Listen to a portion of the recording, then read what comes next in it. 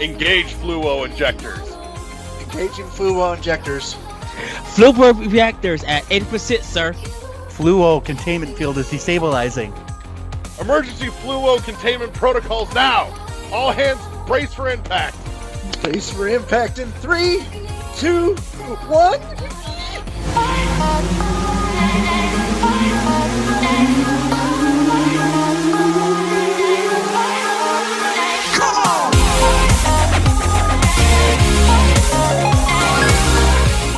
And we're back with a fresh episode of World 1-1 Podcast. And before we get started, I'm going to take a hot second to tell you about our sponsor, Imaginary Authors, here to help you up your scent game and increase your charisma points. More about them right before the fucking break. Choose your fighter.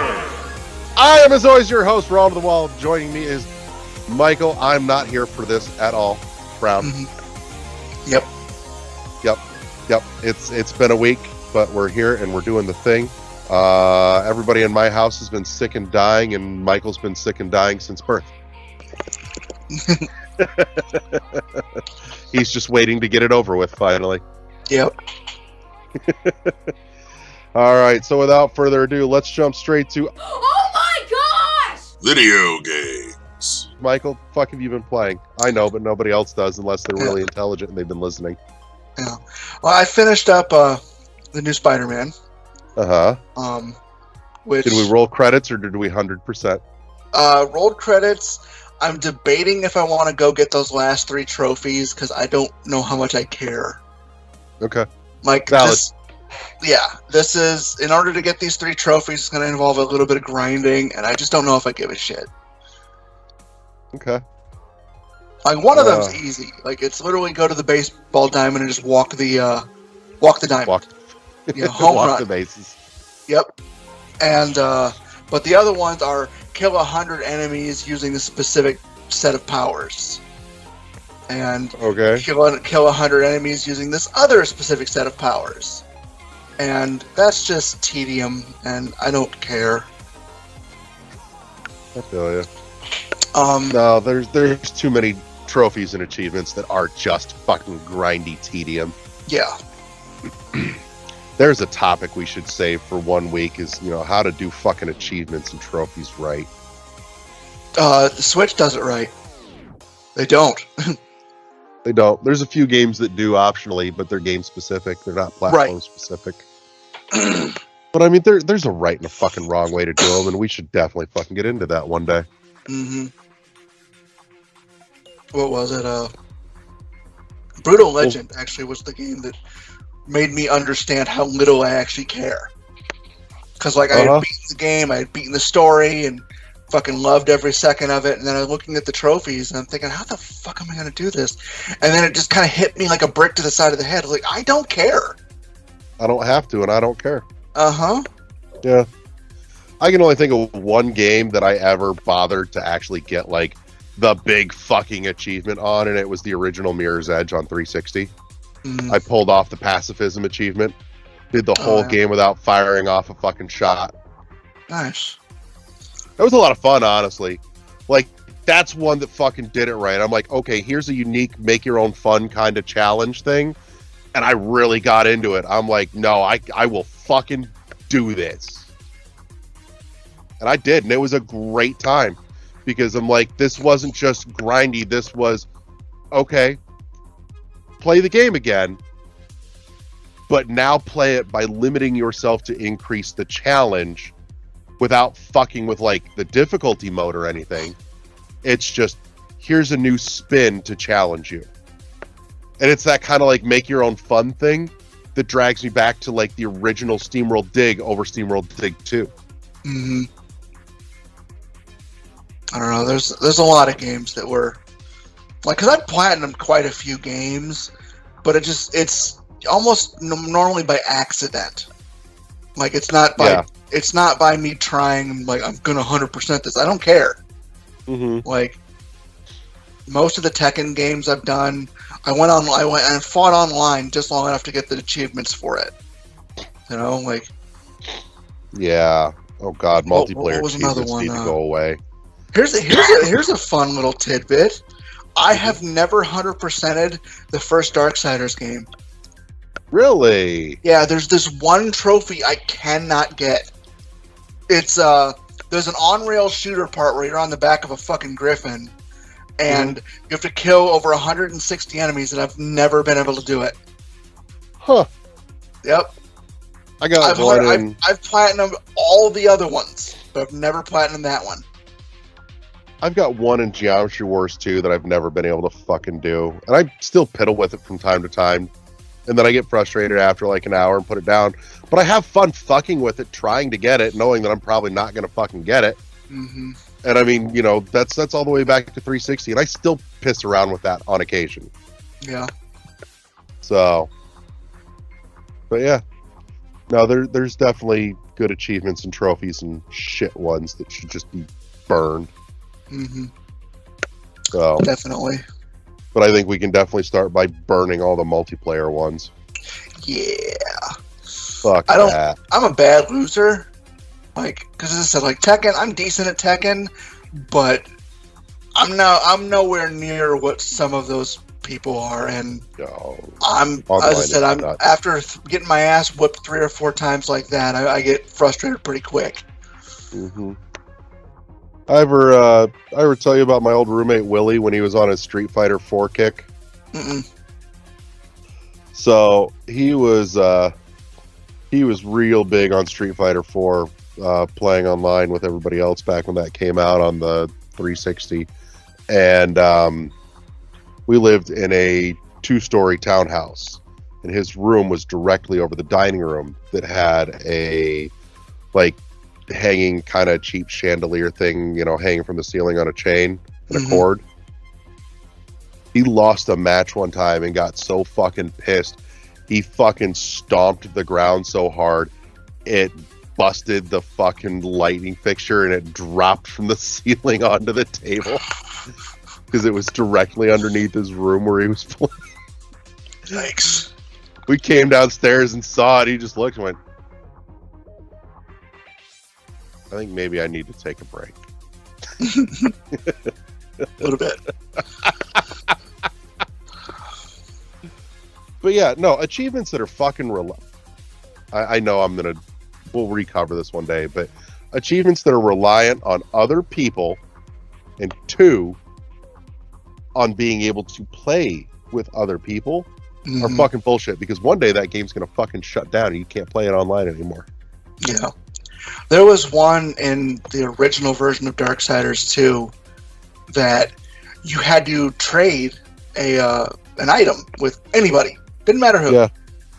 And, like, as I said, nobody else I know was playing the game. So the only reason I ended up getting the trophy is because there was a guy who literally set up shop, and this is what he was doing. He's like, literally just send me anything. I don't care. And I'll send you something back. Yep. There you go. There's Like, a few good people out there like that. Yeah. Good on them for that shit. Yeah. I think his name was Cuddle Snot. Yeah. He was a good dude. I talked to him a little bit. Oh, Lord. But if I remember correctly, they actually took that, because that whole being able to trade items with people, it lasted only for the first iteration of the game. And then, like, the Definitive Edition or whatever, they took all that shit out. That's probably for the best. A little bit. As I said, like, Darksiders 2 is my least favorite because the shit they tried just didn't work. You know? Like, they tried to make it a single-player MMO, basically. And it just didn't work. Yeah, that happens. Now, you want a single-player MMO that worked? Go play the .hack games on PS2. God, I hated those games. Really? I couldn't stand them. Oh, I had so much fun with those. I never finished it. Like, my friend didn't have the last one. Yeah, those are notoriously hard to get a hold of now. Are they really? Yeah, I think the middle 2 are the most expensive. Thanks. Yeah, tell me about it. But, alright, so, you finished Spider-Man. Let's give it a World 1-1 review score. What's it worth? Put a dollar value on that bitch. Oh, it's worth the $70. Like, it was Like, especially if you like the first one, because it's just more of the first one, more of Miles Morales. There's a few things like that I kind of didn't agree with. Like, for instance, one of the things you can do is when you're swinging, you can do tricks. Okay. It's almost useless, but it's fun. Yeah. And Miles is really good with the tricks, and Peter is kind of meh. Miles tends to have more personality and flair. Yeah, exactly. It's just part of his character. Yeah, it makes more sense. But he, like, what's it called? His, like, as I said, I kind of wish they'd have expanded a little bit more on that, just as an extra bonus. Mm-hmm. They did do a lot of new little things. Like, it's actually possible while swinging to do a loop-de-loop. Ooh. All it does is add a shitload of speed. One of the trophies, actually, is because you get the new web gliders, the web wings. Okay. One of the trophies is actually go from the financial district up to Astoria. Yeah, Astoria. Yeah. Without touching the ground, just with the web wings. Ooh. And I managed to pop that one yesterday, actually, just fucking around with it. Nice. The symbiotes were actually really well handled. Okay. They definitely took some things from the King in Black storyline, which I'm still waiting for something major to actually adapt that whole storyline, because fuck, that was a good story. Oh, the comics are awesome. Oh yeah. But I would love to see Sony take Tom Hardy and roll with that shit. That'd be great fun. The thing is, in order to do it, they'd have to put him in an MCU movie, because it needs all the other characters there too. You know what? You could go the movie adaptation route and just tweak some of the characters. Yeah, but and the specifics, and still go for the big epic. No, the character No is too big, I think, to leave in just a single character story arc. He's a world-ending event. Like, this is an Avengers movie level event. That'd be fucking dope, though. I mean, at this point, you know, we've gotten to the point where we can get Sony and Marvel to, I won't say play nice together, but at least play together. Yeah. Like, that would be a fucking dope Avengers film. Like, get one, maybe two more fucking Venom movies under Sony's wing, and, you know, kind of steer the phase, what is it, 7 at that point, once we're done with Kang shit. Well, from the sound of things, they're dropping Kang anyway. I don't know. There's a whole lot of back and forth. I know he's a major player in Loki season 2, which I still haven't started yet. But I haven't either. I'm still in the middle of Moon Knight, if that tells you anything, where I dropped off. And I have Moon Knight before or after She-Hulk? Before. Yeah, I actually really enjoyed She-Hulk. She-Hulk a lot more than I thought I would.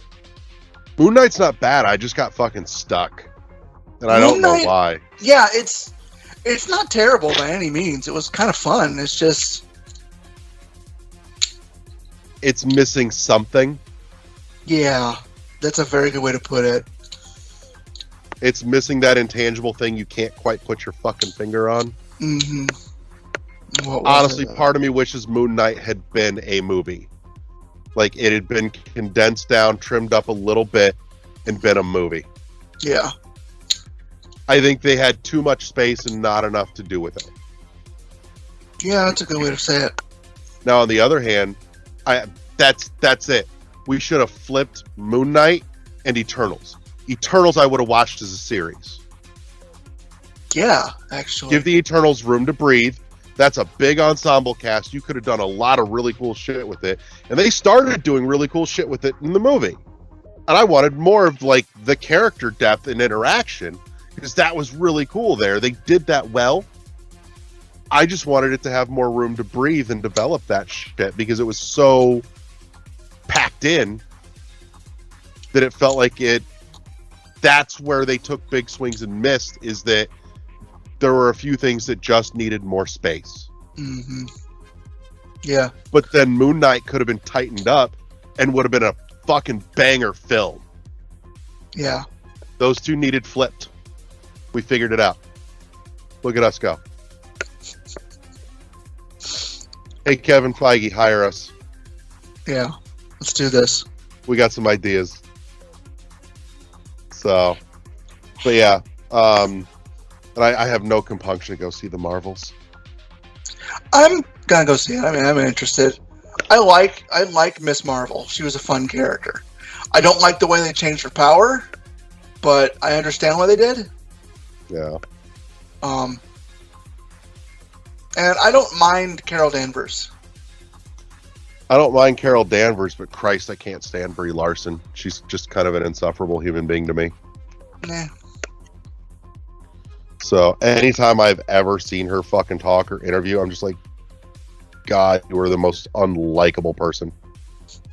Not to mention, MCU shot themselves in the fucking foot by essentially baiting everybody into going and seeing Captain Marvel, because they put the bait on the line that it was going to be an essential thing for fucking Endgame, and it mattered not at all. But it did do one thing right. It made Mallrats canon to the MCU. Yes, it did. Yeah. Which therefore means the entire rest of the Jersey Chronicles are canon. Yep. So, the entirety of Jersey Chronicles exists in Universe 616. Acceptable. It means one day fucking Mark Hamill's going to show up in an MCU movie as Cockknocker. You know what? I'm for this.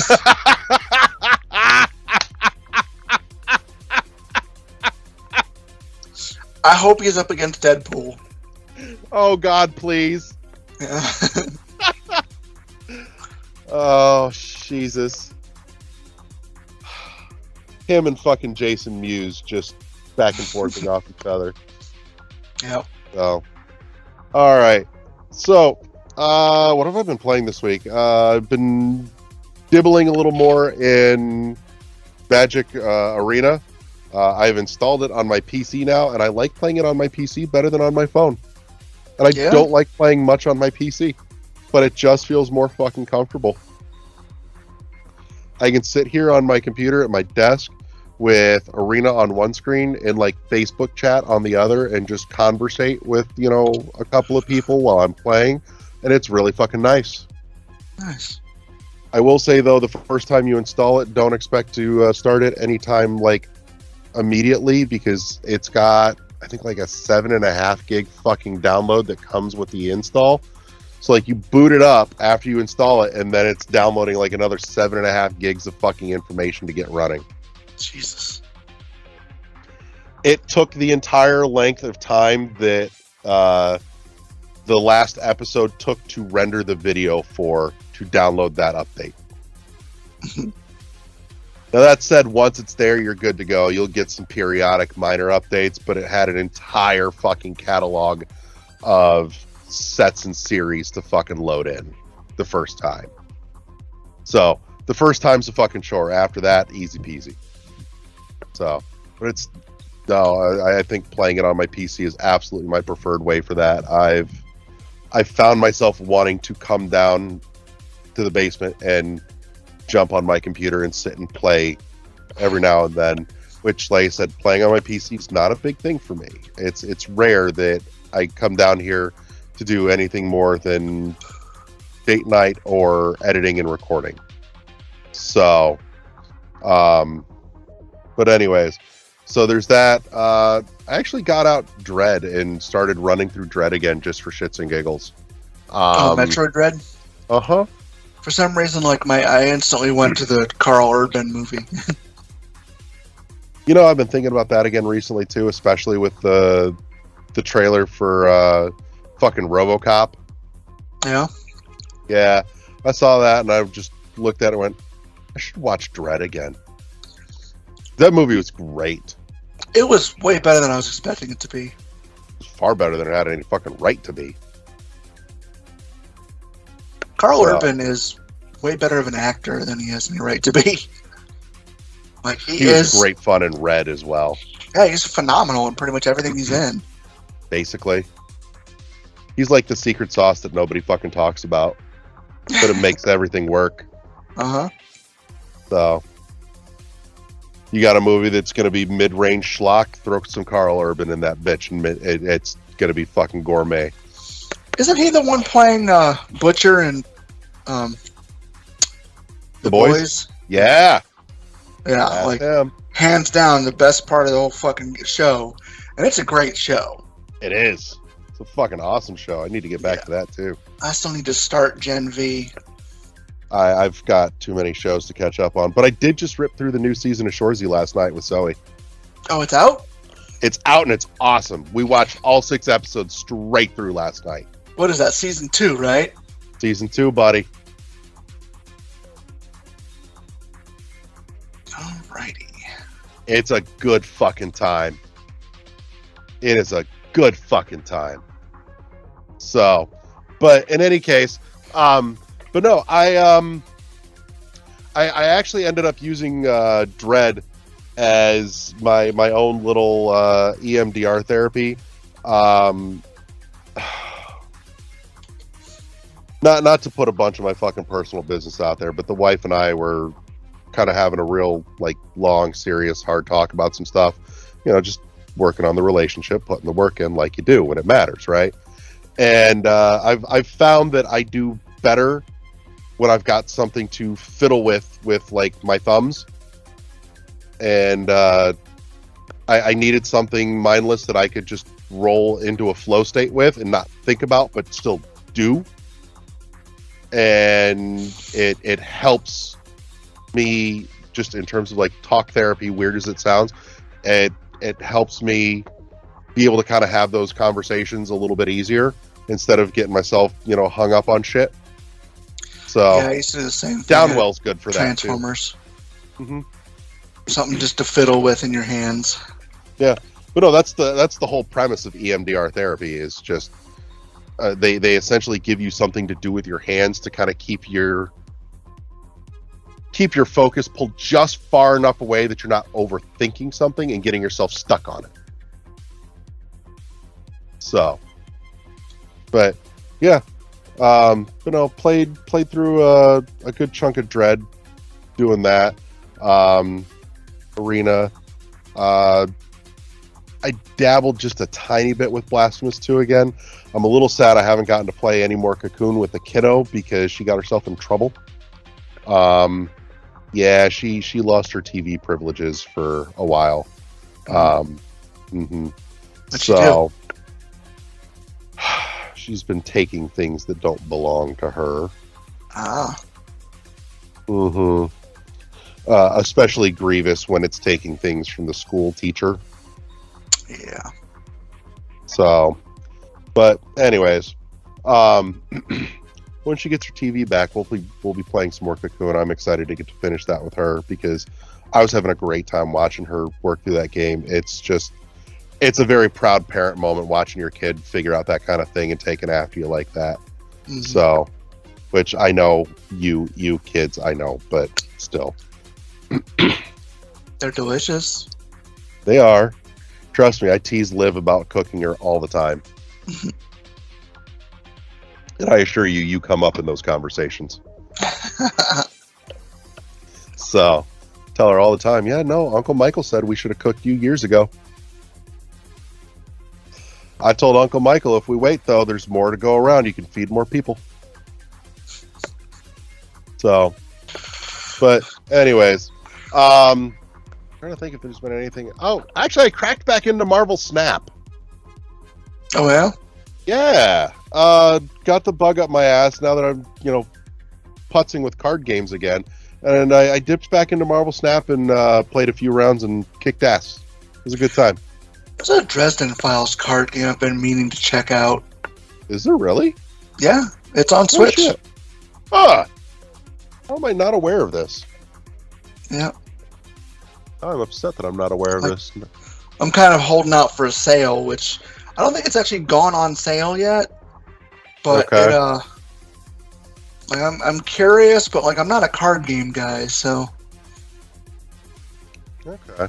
I don't know. The right card game will do it for me. Not all of them by any means, but there's definitely ones that when they hit right, they hit all the way. So, Dresden Files cooperative card game.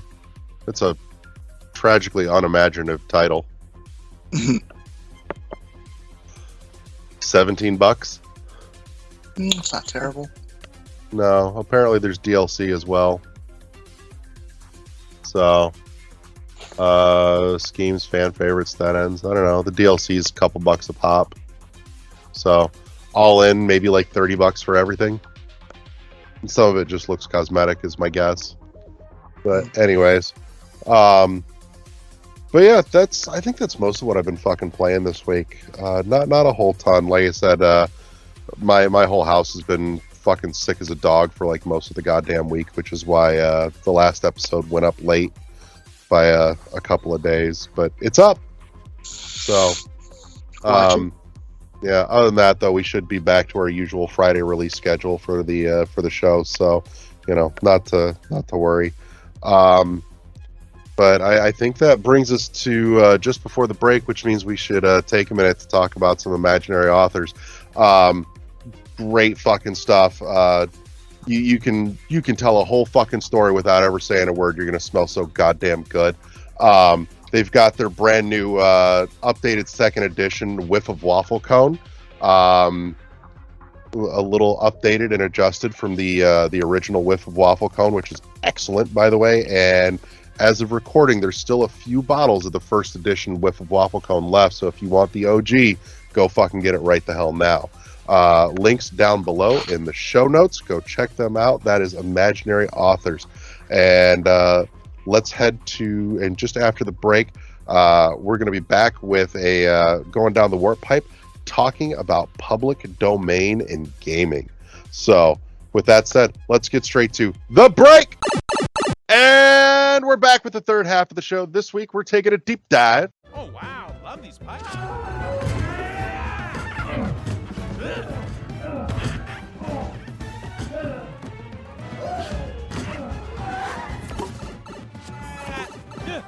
Into the future legal landscape of video games and public domain.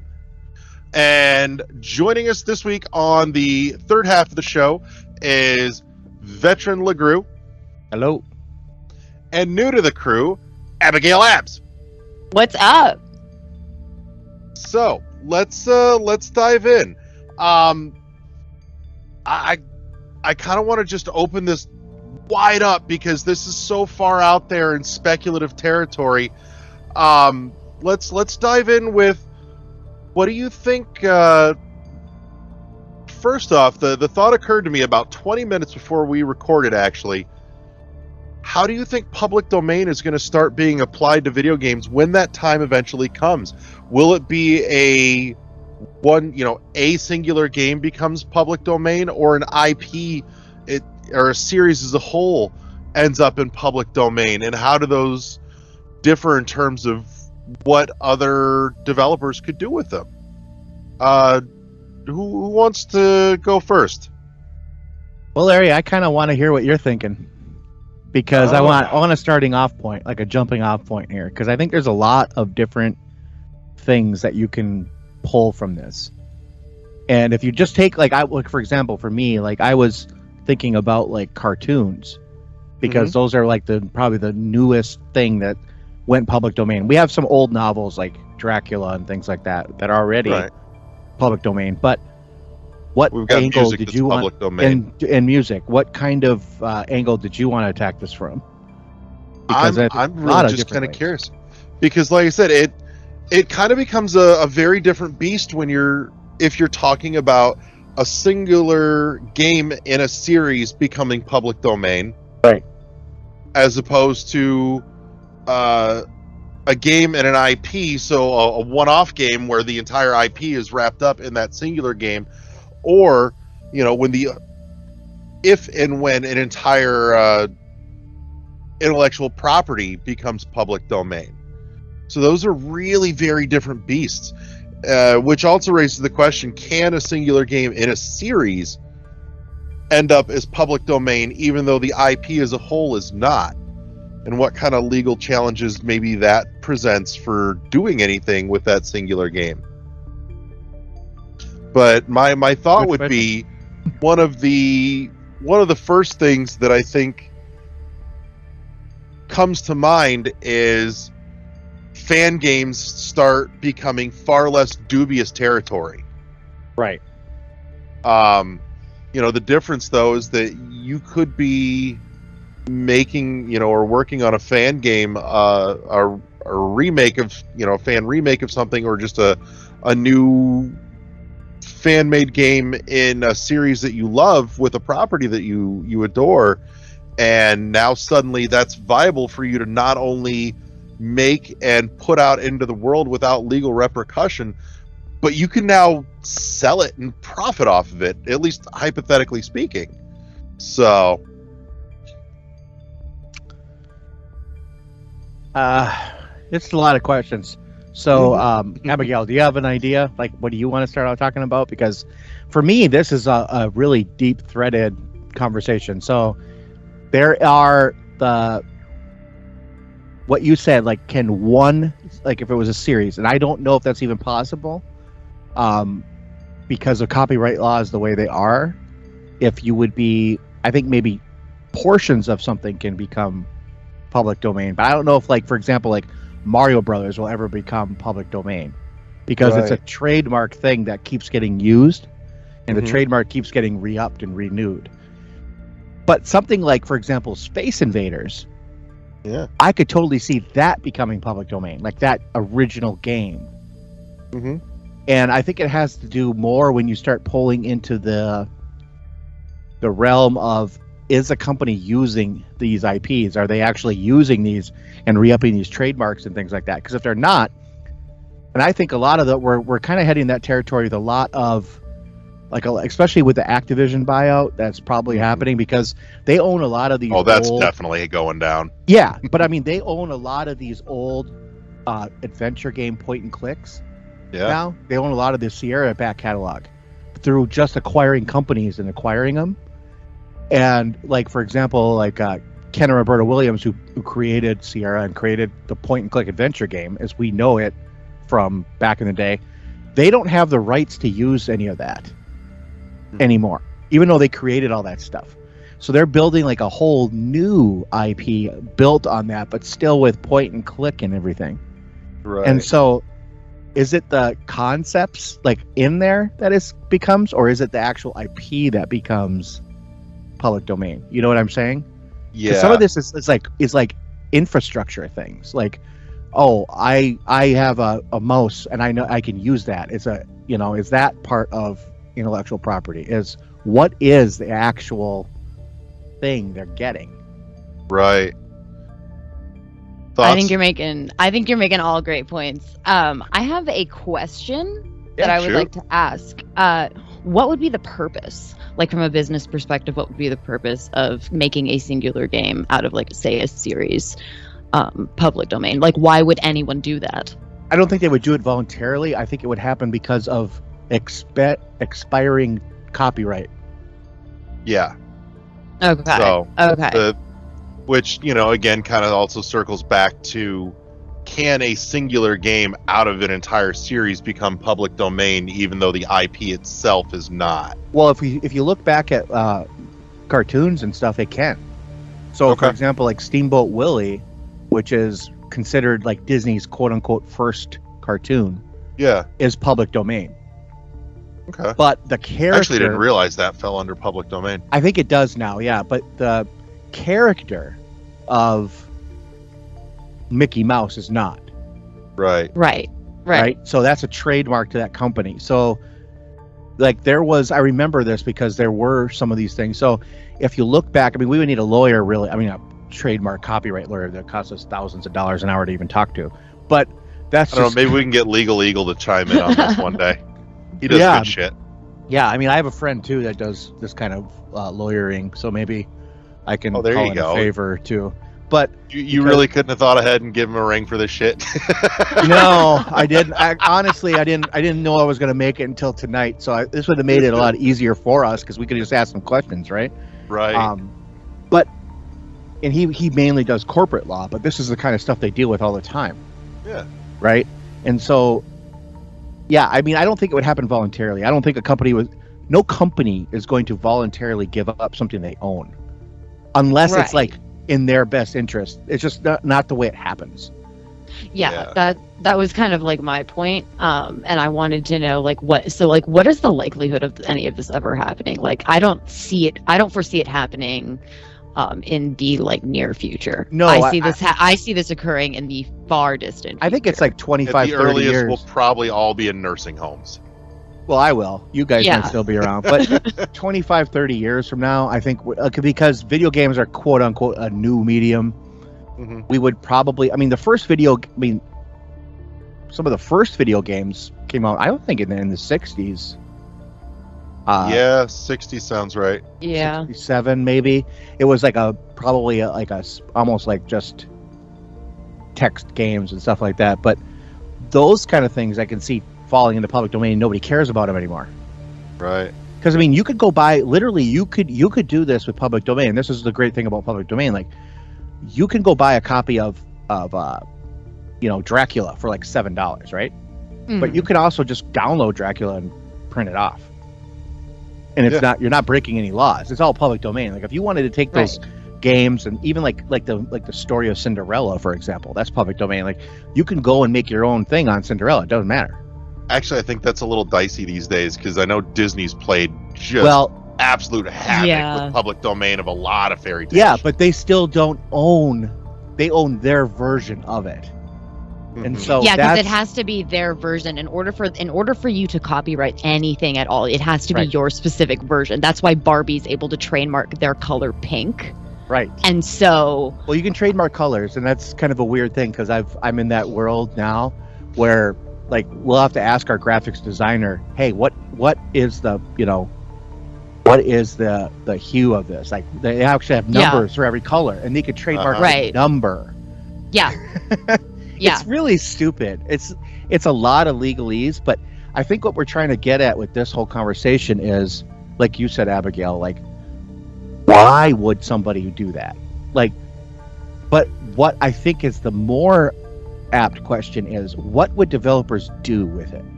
Like, if I could get Mario Brothers and do my version of Mario Brothers, what would I do with it? Yeah. And not have to worry about, the long arm of Nintendo coming and smacking me with a cease and desist. Or maybe they would still do it, but I actually have legal ground to stand on at that point. Yeah. So something like Space Invaders, Asteroids, those kind of games, I think that, I'm 99% sure that's going to be the next 20 to 25 years that those questions are going to have to be answered. Mm-hmm. It's going to be a real fascinating landscape when that starts coming around because, there are game development as a whole has become much more accessible, which is caused the rise of the indie gaming scene. And at that point, we're going to be several generations of indie developers in when that happens, and there's no telling what might be very easily or readily available to them in terms of tools that open up their options of what they could do with it, so long as they have the imagination for it. Yeah, and I think we're in this interesting time too, where we're in a period of consolidation now, and it doesn't seem like it's going to let up anytime soon. So, when we went through consolidation in the gaming industry in the 90s, what happened was big corporations were buying out little ones. The indie game, we would call it second gen, the double A games, they used to call them. Yeah, they kind of went away for a while, and then the indie developer came on the scene, right? And everybody was like, "Oh my goodness, it's so great!"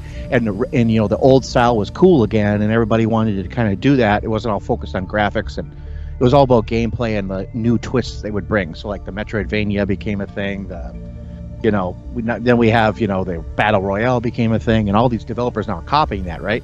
So when we're in this realm of consolidation now, I can see some of these trademarks just expiring because other companies absorb them, and then a new company comes along and says, "Hey, we can use this, and why don't we just make something totally different out of it?" Right. And that's the exciting part to me. And like you said, Larry, like an indie developer or whatever we call indies 25 years from now, they just might be called developers. Who knows? You Right. know? That line gets blurrier and blurrier every day, but with the consolidation, it's starting to feel redefined again too. Mm-hmm. So, but my question would be, you know, is kind of a baseline for a thought exercise here. Yeah. Assume that in 40, 50 years, the original NES Mario Brothers becomes public domain. The intellectual property, the characters and whatnot are still held by Nintendo, but the game itself, that one singular instance, is public domain. What would you love to see come about as a result of that once the public has free reign to go ham with it? Go ahead, Abigail. I'll let you do this one. I am like so caught up in so many different ideas. I Yeah. don't even know where to start with. Throw one out. You know what I'm saying? Because they're just all like that's the beauty of it, is that it can be infinite possibilities, and I would just love to see all the different like art that comes out of it. Sure.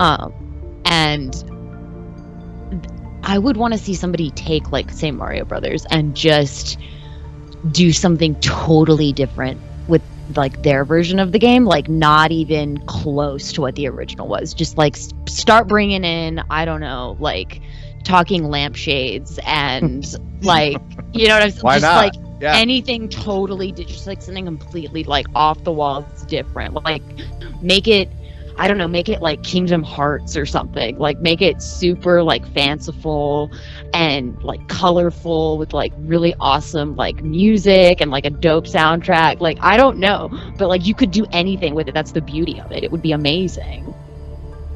Just thinking Mario Brothers kind of skinned with the whole Cthulhu aesthetic. Yeah. Souls-like.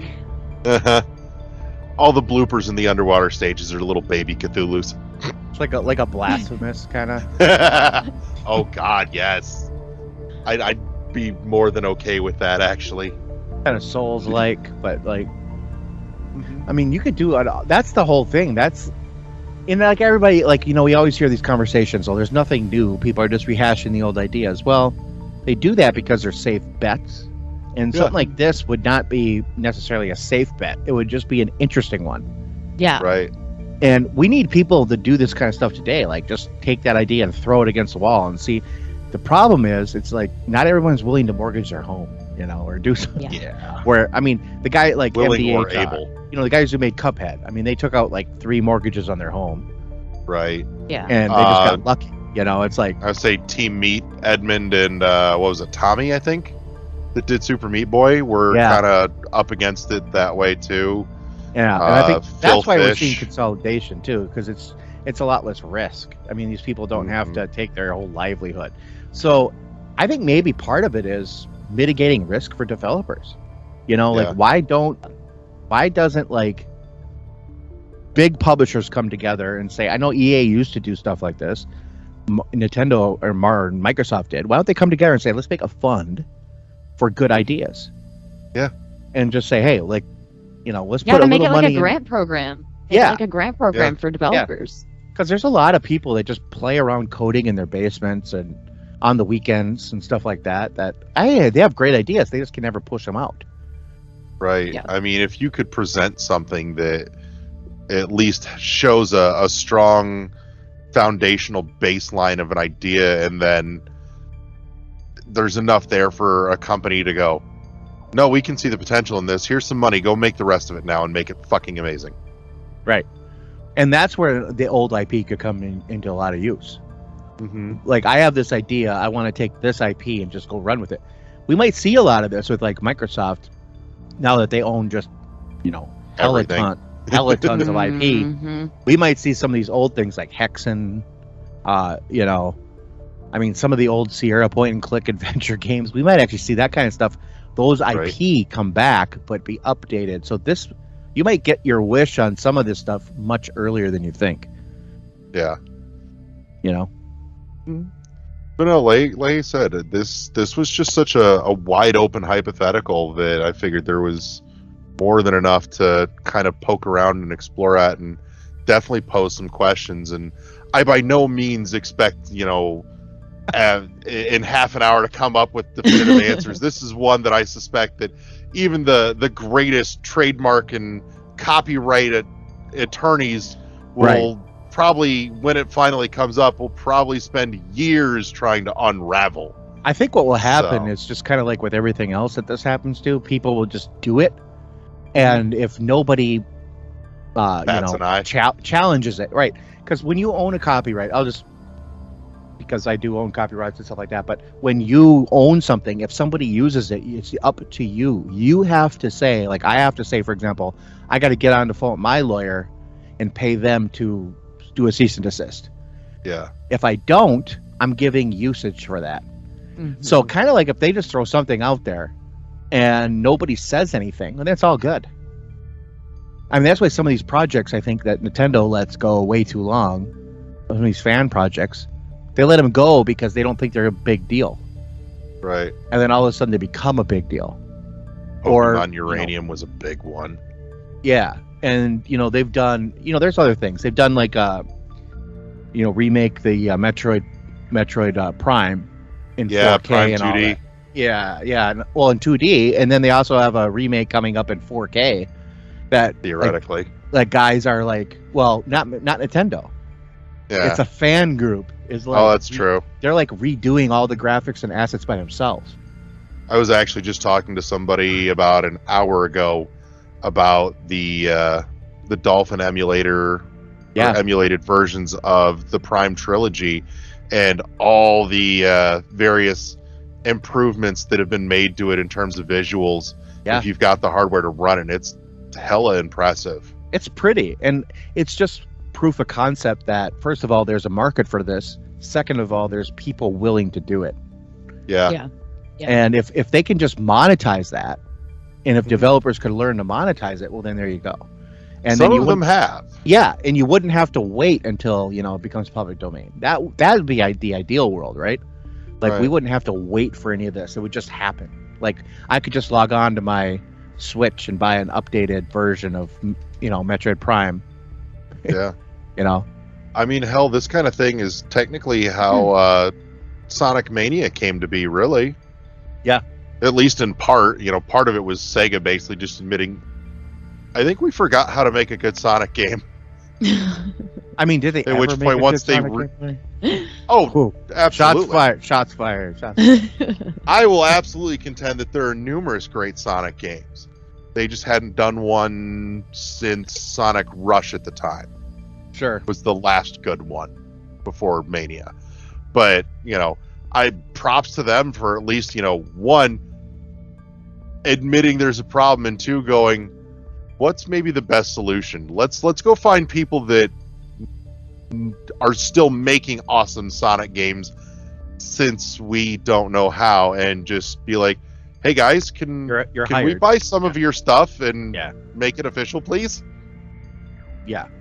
So, which I think was a brilliant way to go, because the end result was fucking banging. Yeah, I've got the game. Haven't played it. I even got the collector's edition back there. Which then Oh, begs the you're a question, like, why don't more companies do that? Yeah, some of them just seem to have a more protective stance of their IPs, and some of them I get it, because if you think about it, like with Nintendo, their IPs are Everything. it's best on the everything, and on planet. top of that, very rarely any of their IPs essentially become worthless or not money makers. There's Metroid sat dormant for how long, and 5 years since the last title in the series, and they roll it back out again, and even though it's never been an immense seller, it's still a moneymaker they still pushed out just short of 3 million copies already within the first 6 months, which for that series is nuts. You know, God forbid any of their other series. You take Zelda or if they're not selling Donkey 30 million Kong. copies, they're not happy. Right.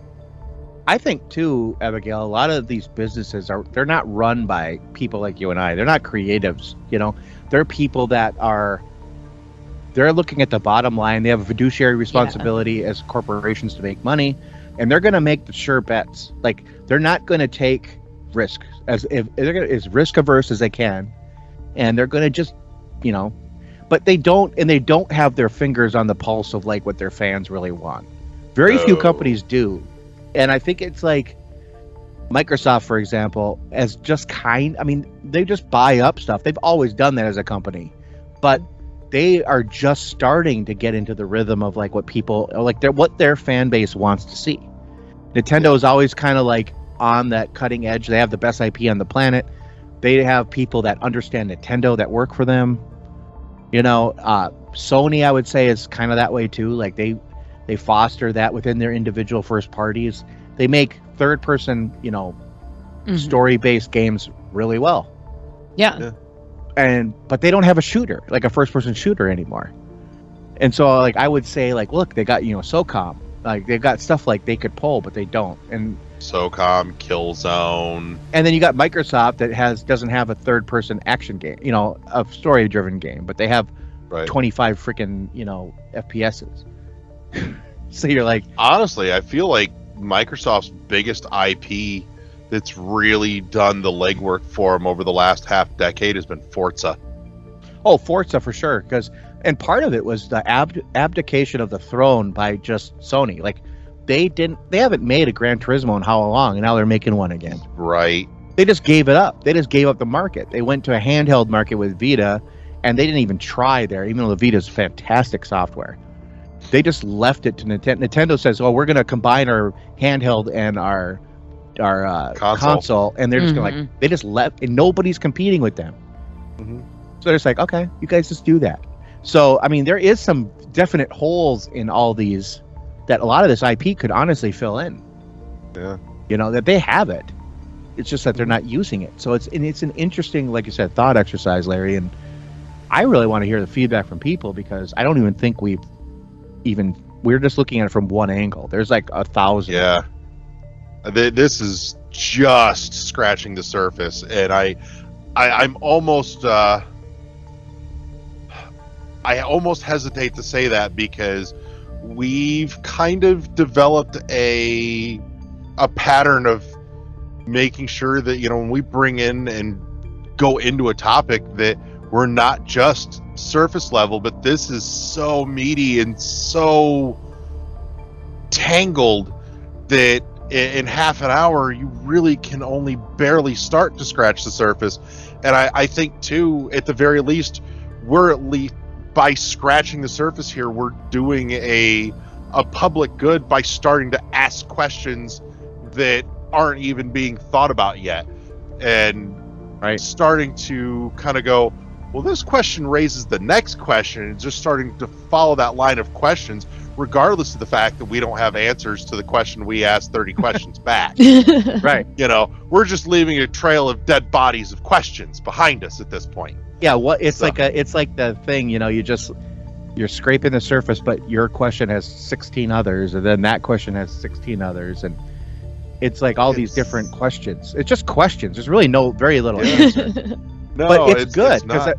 I almost think that this is almost like a part one of like how many episodes we could do, and just every few months just revisit this, because I would concur. There's a couple of people that, God forbid I ever manage to actually coerce them into coming on, that I think would be really interesting to kind of hear some of their thoughts on what might become of this issue in the future when it starts becoming an issue.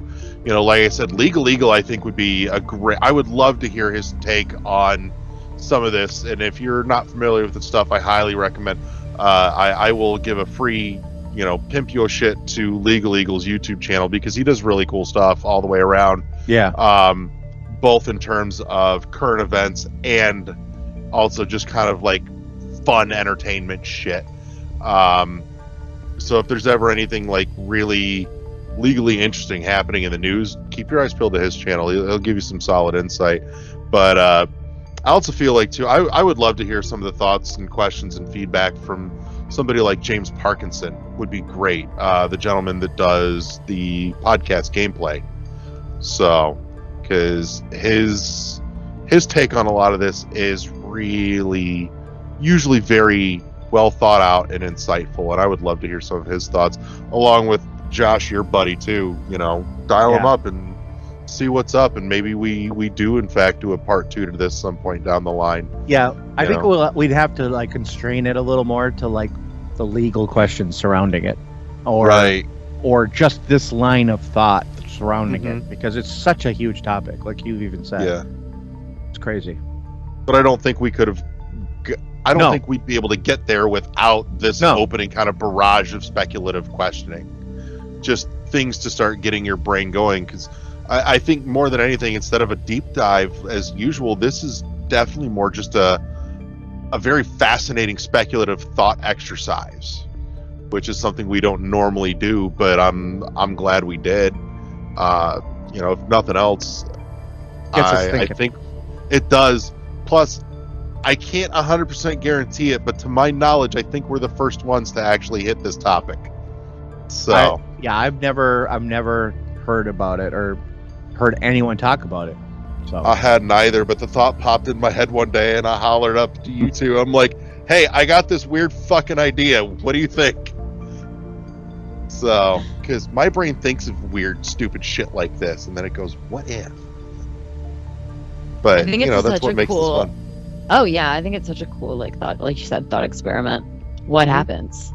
Yeah, I'd absolutely be fascinated. Now, I will say, I think we've started to see some of what the outcome of this might look like years and decades down the line, just not technically legally sanctioned by way of public domain, because you do have some of those companies that let people go absolutely ham with their games and their intellectual properties.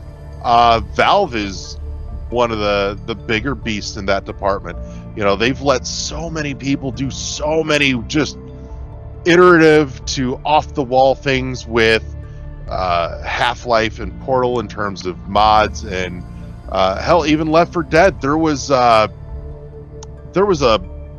fan-made mod for one of the Left 4 Dead games that Valve actually picked up and said, "This is really good," and paid. As far as I know, I think they may have paid the guy. I don't know for certain. I'd have to go dig it up. It's been years now, but it actually got officially released as DLC for the console versions of Left 4 Dead, and it was fan-made content. I mean, id did that too with Doom back in the day. Yeah, like Evolution. I was part of that group that we were working on that. It was like 200 of us working on that. Yeah. And then id picked it up and said, "Hey, we'll pay you $100,000 for this." Right. And then they released it as like a fan-made, like official expansion or whatever. Yeah. But I mean, that kind of stuff happens. And so, I mean, yeah, and that's another part of the thought experiment too. It's like, why, not why, but the kind of thoughts that some companies have is like, let my community run wild with it. And then some companies ratchet it down so hard, and they do that on purpose. And so it's like, what's the pros and cons of both? So you let your community go wild with it. Look at what they do, and they look at GTA 5, for example. That game just stays in the realm and best-selling games of all time because there's mods and stuff for that for PC. Oblivion and Skyrim are notorious for that too. Yeah. And everybody's like, "Well, where's GTA 6?" I'm like, why would they release it when everyone's still playing the 5th one? Yeah. So I mean, there's some pros and cons to it. You're not going to get as much iteration, but you might get more iteration. You might get what you want, more of what you want too. So it's just a crazy thought to think about. So we're hitting about the half-hour mark. So let's start winding this down here. Closing thoughts, Abigail. What do you got? I think like we've just said, a bunch of times, it's a really cool thought experiment. I'm really, really excited to see what happens with it. I think it would be really cool to see all the different things that could happen and all the different like incarnations of things that could happen. I don't know if it will happen in my lifetime, but I think it would be pretty cool if it did. Right. So let's keep the conversation going. LeGrew? I have nothing more to add that I've already talked about. It's just over and over the same stuff. So I'd love to hear what other people think, though. So Definitely. hit us up on Definitely. this. Drop comments on the episode on Good Pods or on our Twitter feed, World1_1 podcast. Closing thought for me would be that just occurred to me actually is we almost can't predict or even reasonably speculate what any of this might look like, for the simple fact of in what 20 to 30 years we went from this to this, and there's no telling what the landscape of gaming itself in terms of the medium even is going to look like in another half a decade, let alone beyond that. Right. And so I think the baseline of how we interact with gaming as a medium is going to make a big difference too, in terms of how and what happens with an individual game or an entire intellectual property once it becomes public domain, because the landscape, just the baseline format of gaming may be something we haven't even begun to think of or materialize yet. And I think that makes a huge difference in that equation. Sure. But that might just be me. So, and for those listening to the audio, I held up a controller and an Oculus headset. So there you go. There's your visually impaired aid. But I want to say thank you to my friends for coming and hanging out with me, LeGrew and Abigail, and thank you to everybody that tuned in this week for our shenanigans and insanity. And if you stuck around this long, you should definitely make sure you subscribe to the World1 podcast RSS feed or YouTube channel, Dealer's Choice, in whatever your favorite podcatcher is, because you get not only this show, but you get all our other good stuff, including things like Phazon Labs, and I'd play that for $1, and some of the other awesome stuff that we're working on that's coming up. Abigail's part of an upcoming project that has yet to launch, but that's semi-top secret, but you never know. If you pay attention closely to our Twitter, you might know what's going on. You could have clues and hints. It's a hint, wink, wink. Right. Yeah. But all that said, that's I think that's a great place to wrap up here. And so thank you to everybody for tuning in to the newest episode of World1 podcast, powered by the World1 podcast network. Press start to engage your mind. Say goodnight, everybody. Good night. Bye. Peace.